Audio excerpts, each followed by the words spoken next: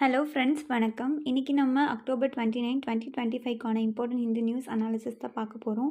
இன்றைக்கி நம்ம டோட்டலாக வந்து 4 டாபிக்ஸ் வந்து டிஸ்கஸ் பண்ணலாம். இதோட பிடிஎஃப் வந்து கீழே டிஸ்கிரிப்ஷன் பாக்ஸில் டெலிகிராம் லிங்க்கில் இருக்குது. ஸோ அதில் போனீங்கன்னா உங்களுக்கு வந்து இருக்கும். ஒருவேளை உங்களுக்கு அந்த லிங்க் ஓப்பன் ஆகலை அப்படின்னா டேரெக்டாக டெலிகிராமுக்கே போய் சாந்தி IAS அப்படின்னு சொல்லிட்டு டைப் பண்ணுங்கள், அதில் இருக்கும். ஸோ இப்போ நம்ம ஃபர்ஸ்ட் ஆர்டிக்கல் பார்க்கலாம். ஆல்ரெடி இந்த சைக்ளோன் ரிலேட்டடாக வந்து நம்ம டிஸ்கஸ் பண்ணியிருக்கோம் ஒரு 2 days பிஃபோர். இருந்தாலும் ஒன்ஸ் நமக்கு ஒரு ரிவைஸ் மாதிரி இப்போ நம்ம திருப்பியும் பார்க்கலாம். ஸோ இப்போ வந்து பார்த்திங்கன்னா இப்போ வந்திருக்க சைக்ளோன் வந்து சைக்ளோன் முந்தா அப்படின்னு சொல்லுவாங்க. ஸோ இது வந்து நிறைய மேக்ஸ் லேண்ட்ஃபால் அப்படிங்கிற மாதிரி சொல்லியிருக்காங்க. இப்போ ஆந்திர பிரதேஷில் இருக்குது, காக்கிநாடா அந்த இடத்துல எல்லாம். ஸோ நமக்கு வந்து ஃபர்ஸ்ட் இந்த சைக்ளோனுக்கு எப்படி நேம் வைக்கிறாங்க அப்படின்னு சொல்லிட்டு பார்க்கலாம். தென் சைக்ளோன் எப்படி ஃபார்ம் ஆகுது அப்படின்னு சொல்லிட்டு நம்ம பார்க்கலாம். ஏன்னா இது வந்து உங்களுக்கு ஃபிலிம்ஸ்லேயும் இம்பார்ட்டன்ட், நெக்ஸ்ட்டு வந்து GS பேப்பர் 1ல் ஜியோகிரஃபிலையும் இம்பார்ட்டன்ட். ஸோ ஃபர்ஸ்ட் வந்து சைக்ளோனுக்கு எப்படி நேம் வைக்கிறாங்க அப்படின்னு சொல்லிட்டு நம்ம பார்க்கலாம். ஸோ இந்தியன் ஓஷன் ரீஜனில் இருக்கிற கண்ட்ரிஸ் ஒரு 13 கண்ட்ரிஸ் இருக்காங்கன்னா அவங்க எல்லாருமே வந்து நேம் சஜஷன் பண்ணுவாங்க. ஒரு 6 நேம்ஸ் சஜஷன் பண்ணுறாங்கன்னா அது வந்து காலம் வைஸ் வைப்பாங்க. இப்படி இப்போ பார்த்திங்கன்னா இதுக்கு முன்னாடி அரேபியன் சீல வந்து குஜராத்தில் ஹிட் ஆச்சு. சக்தி அப்படிங்கிற ஒரு புயல் வந்துச்சு. இது வந்து ஸ்ரீலங்கா நேம் வச்சாங்க. அடுத்து வந்து இப்போ மவுந்தா அப்படிங்கிற புயல் வந்திருக்கு. இது வந்து தாய்லாந்து வச்சுருக்காங்க. இதுக்கு அடுத்து ஒரு புயல் வருதுன்னா அது UAE வைக்கிற நேம் வரும், சென்யார் அப்படிங்கிற மாதிரி. இந்த மாதிரி ஒவ்வொரு புயலை இந்த மாதிரி தான் வந்து நேம் வந்து ஃபிக்ஸ் பண்ணுவாங்க. ஸோ ஞாபகம் வச்சுக்கோங்க. சைக்ளோன் எப்படி ஃபார்ம் ஆகுது அப்படின்னா லோ ப்ரெஷர் ரொம்ப அதிகமாக வந்து கடலில் வந்து சூடு அதிகமாகும் போது ஹீட் அதிகமாகும் போது லோ ப்ரெஷர் அப்படிங்கிறது க்ரியேட் ஆகுது. ஸோ அதனால தான் அப்படியே சர்க்குலேஷன் ஆகுது. ஸோ இந்த இமேஜில் பார்த்தீங்கன்னா உங்களுக்கு தெரியும். இப்போ சைக்ளோனுக்கும் ஆன்டி சைக்ளோனுக்கும் என்ன வித்தியாசம்னு சொல்லிட்டு நம்ம பார்க்கலாம். இப்போ நம்ம ஆல்ரெடி பார்த்துருக்கோம் சென்டரில் வந்து ப்ரெஷர் வந்து லோவாக இருக்கும் அப்படின்னு சொல்லிட்டு. இப்போ பூமியில் பார்த்திங்கன்னா இப்போ இதுதான் பூமி அப்படின்னு வச்சுக்கோங்க. இது வந்து நார்த்தன் ஹெமிஸ்பியர், இது வந்து சதர்ன் ஹெமிஸ்பியர். ஸோ அந்த நார்த்தன் ஹெமிஸ்பியரில் சைக்ளோன் வந்து எப்படி இருக்குன்னா ஆன்டி கிளாக் வைஸில் சுற்றும், இந்த மாதிரி சுற்றும். நம்ம இந்த இமேஜில் பார்த்திங்கன்னா தெரியும். இதே வந்து சதர்ன் ஹெமிஸ்பியரில் கிளாக் வைஸ் இப்படி சுற்றும். ஸோ இந்த இமேஜ் பார்த்திங்கன்னா உங்களுக்கு தெரியும். நார்த்தன் ஹெமிஸ்பியரில் ஆன்டி கிளாக் வைஸில் சுற்றும், சதர்ன் ஹெமிஸ்பியரில் கிளாக் வைஸில் சுற்றும், இந்த மாதிரி. ஸோ இதுதான் வந்து ரீசன். இது பேசிக்காக நீங்கள் ஞாபகம் வச்சுக்கணும். இதே வந்து ஆன்டி சைக்ளோன்னா அப்படியே ஆப்போசிட்டாக இருக்கும். இங்கே வந்து ஹை ப்ரெஷர் வந்து நடுவில் ஹையாகவும், northern hemisphere clockwise, southern ஹெமிஸ்பியரில் ஆன்டி கிளாக் வைஸ் அப்படின்னு இருக்கும். இந்த சைக்ளோன் வந்து 2 டைப்ஸ் இருக்குது. ஒன்று பார்த்திங்கன்னா ட்ராபிக்கல் சைக்ளோன், இன்னொன்று வந்து டெம்பரேட் சைக்ளோன் அல்லது எக்ஸ்ட்ரா ட்ராபிக்கல்னு சொல்லுவாங்க. ட்ராபிக்கல் சைக்ளோன் எப்போவுமே ட்ராபிக்கல் ரீஜனில் தான் ஃபார்ம் ஆகும். இது வந்து ஈக்வேட்டர், இங்கே வந்து tropic of cancer, tropic of capricorn, அதுக்கு மேலே போல். அப்போ இந்த ரீஜனில் தான் ஃபார்ம் ஆகும். எப்போவுமே ஈக்வேட்டரில் ஃபார்ம் ஆகாது. எப்போவுமே சைக்ளோன் வந்து ஈக்வேட்டரில் வராது. ஏன்னு கேட்டிங்கன்னா ஈக்வேட்டரில் கொரியாலிசிஸ் ஃபோர்ஸ் இருக்காது. ஸோ அதனால் ஈக்வேட்டரில் ஃபார்ம் ஆகாது. அப்போ ட்ராபிக்கலில் சைக்ளோன் அப்படிங்கிறது ட்ராபிக்கல் ரீஜனுக்குள்ளே ஃபார்ம் ஆகிறது தான் ட்ராபிக்கல் சைக்ளோன். இதே எக்ஸ்ட்ரா ட்ராபிக்கல் அப்படின்னா போலார் ரீஜனில் ஃபார்ம் ஆகும். அதனால அது எக்ஸ்ட்ரா ட்ராபிக்கல் சைக்ளோன் அப்படின்னு சொல்லுவாங்க. இப்போ ஒரு சைக்ளோன் வரணும் அப்படின்னா அதுக்கு என்ன மாதிரி கண்டிஷன் வேணும் அப்படின்னா ரொம்ப டெம்பரேச்சர் ரைஸாக இருக்கணும். ஓஷனில் வந்து டெம்பரேச்சர் ரைஸாக இருக்கணும். ஒரு 27 டிகிரி செல்சியஸ்க்கு மேலே ரைஸாக இருக்கணும். கொரியாலிசிஸ் ஃபோர்ஸ் வந்து அங்கே ஃபார்ம் ஆகிருக்கணும்.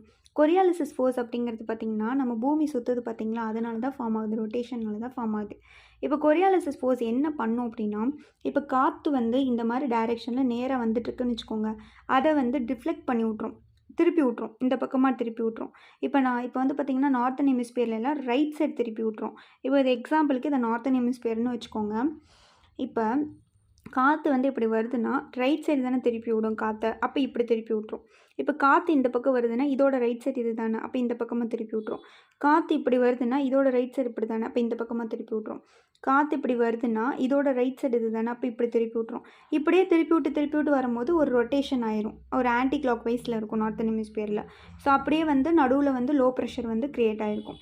ஸோ இங்கே பார்த்தீங்கன்னா இந்த இமேஜில் உங்களுக்கு தெரியும். அப்போ கொரியாலிசிஸ் ஃபோர்ஸ் அப்படிங்கிறது மோஸ்ட் இம்பார்ட்டண்டான ஒரு விஷயம். இந்த மாதிரி வந்து சைக்ளோன் வந்து ஃபார்ம் ஆகணும் அப்படின்னா கொரியாலிசிஸ் ஃபோர்ஸ் வரணும். அதனால தான் ஈக்வேட்டரில் எப்போவுமே சைக்ளோன் வராது. ஏன்னு கேட்டிங்கன்னா ஈக்வேட்டரில் கொரியாலிசிஸ் ஃபோர்ஸ் வந்து 0வாக இருக்கும். ஸோ அதனால் அங்கே சைக்ளோன் வரவே வராது. ஸோ இங்கே அதுக்கப்புறம் இன்னொரு கண்டிஷன் என்ன அப்படின்னா வெர்டிக்கல் விண்ட் ஸ்பீடு வந்து ஸ்மால் வேரியேஷன் இருக்கணும். தென் லோ ப்ரெஷர் க்ரியேட் ஆகிருக்கணும். நெக்ஸ்ட்டு வந்து இப்போ இங்கே தான் வந்து கடல் இருக்குதுன்னு வச்சுக்கோங்க. இங்கேருந்து வந்து சூடாகி இப்போ தண்ணி மேலே போகுது அப்படின்னா இப்போ வந்து இங்கே தான் வந்து ட்ரோபோபாஸ், இது ஒரு பாஸ், அதுக்கு மேலே வந்து போக முடியாது. இங்கே மேலே போய் ஹிட் ஆகி இப்போ டைவர்ஜென்ட் ஆயிரும். ஸோ இந்த மாதிரி க்ரியேட் ஆகணும், அதுதான் அப்பர் டைவர்ஜென்ட் அப்படின்னு சொல்லுவாங்க. ஸோ இதெல்லாம் வந்து கண்டிஷன். நெக்ஸ்ட்டு வந்து ட்ராபிக்கல் சைக்ளோனுக்கு ஒவ்வொரு இடத்துலையும் ஒவ்வொரு பேர் இருக்குது. இப்போ பார்த்தீங்கன்னா சவுத் ஈஸ்ட் ஏஷியா, சைனாலெலாம் வந்து சைக்ளோன்னு சொல்ல மாட்டோம், டைஃபோன் அப்படின்னு சொல்லுவோம். நார்த் அட்லாண்டிக், ஈஸ்ட் பசிபிக்லலாம் ஹரிக்கேன்ஸ்னு சொல்லுவாங்க.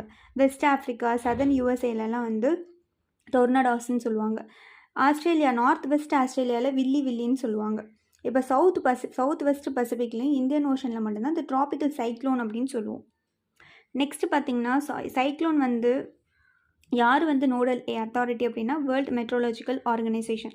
இப்போ இந்தியன் ஓஷன் ரீஜனில் இருக்கிற கண்ட்ரீஸ்லாம் தான் பேர் வைப்பாங்கன்னு சொல்லியிருக்கேன்னா, அப்போ இந்தியன் ஓஷன் ரீஜனில் யாரெல்லாம் இருக்காங்க மெயினாக அப்படின்னு பார்த்திங்கன்னா பங்களாதேஷ், இந்தியா, அப்புறம் Myanmar, next Maldives, Oman, Pakistan, Sri Lanka, Thailand, இவங்கெல்லாம் தான் வந்து நேம்ஸ் வந்து ஃபிக்ஸ் பண்ணுவாங்க.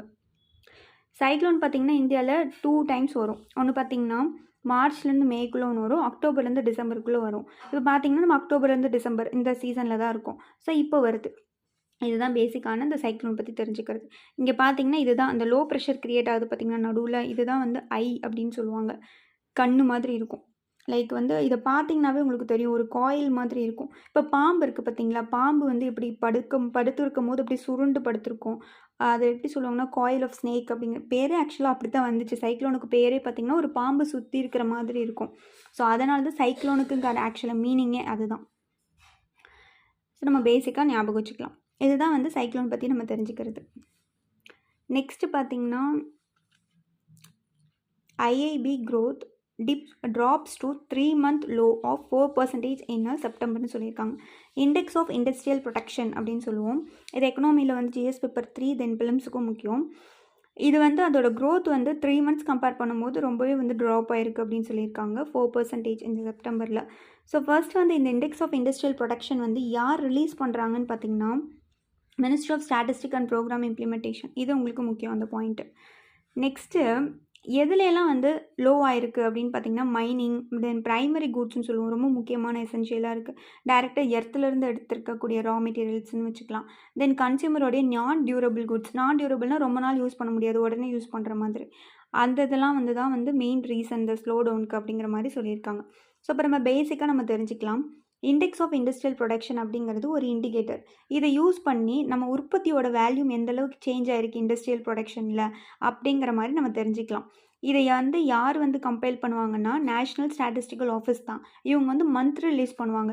ஏன்னா அப்போ தான் நம்ம இண்டஸ்ட்ரியல் ப்ரொடக்ஷன் என்ன மாதிரி கண்டிஷனில் இருக்குது நம்ம தெரிஞ்சுக்கலாம். இவங்க வந்து ministry of statistic and program implementation கீழே இருக்காங்க. இது மூலிமா 2 இது, ஒன்று ப்ராட் செக்டர் என்னது, யூஸ் பேஸ்டு செக்டர்ஸ் என்னென்ன, ப்ராட்னா மைனிங் அந்த மாதிரி, எலக்ட்ரிசிட்டி, மேனுஃபேக்சரிங் அந்த மாதிரி.